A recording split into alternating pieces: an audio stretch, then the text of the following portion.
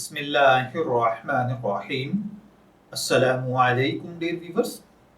हमारा आज का टॉपिक है घर, औरत और घोड़े में नहूसत। एक सवाल है, क्या सही बुखारी की कोई हदीस है जिसमें तीन चीज़ों यानी घर, घोड़ा और औरत को मनहूस करार दिया गया हो? यहाँ मनहूस का क्या मतलब है और इसका अंदाज़ा कैसे लगाया जाएगा कि कौन सा घर, औरत और सवारी या घोड़ा मनहूस होते हैं? तो देखिए भाइयों और बहनों, सबसे पहले नंबर पर तो याद रखिए कि शरीयत मुताहरा में नहूसत का कोई कॉन्सेप्ट नहीं है। ज़माने जाहलियत में लोग मुख्तलिफ चीज़ों को मनहूस समझते थे। हुजूर अलैहिस्सलातो वसलाम ने इसकी भरपूर तरदीद फरमाई। बुखारी शरीफ की जिस हदीस मुबारका की तरफ ये भाई बता रहे हैं, इसके बाद जो रवायत मज़कूर है वो तफसीली है। उसमें ये इरशाद है, अगर किसी चीज़ में नहूसत होती तो घर में और औरत में और घोड़े में होती। ये बुखारी शरीफ की जिल्द 2 सफ़ा 763 पर है।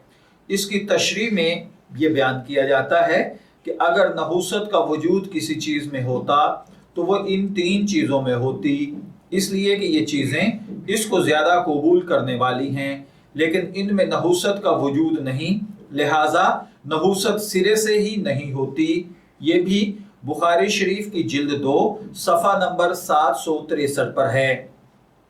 अब जो भाई ने कहा है कि ये जो रिवायत है इसमें नहूसत से मुराद क्या है, तो देखिए भाई, इससे मुराद वो तबई नापसंदीदगी है जिसका सबब इन अशिया में शरीयत या तबीयत की मुखालफत है। बस घर की नहूसत से मुराद इसका तंग होना, इसके पड़ोस का बुरा होना है।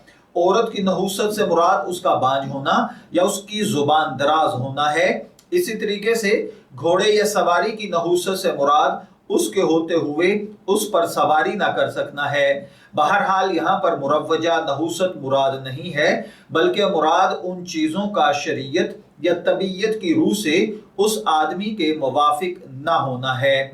मैं दुआगो हूँ कि अल्लाह ताला हमें इन बातों को समझकर इन पर अमल करने की तौफीक अता फरमाए। शब्बीर अहमद को इजाज़त दीजिए, फिर हाजिर होंगे किसी नए टॉपिक के साथ। तब तक के लिए अल्लाह हाफिज़।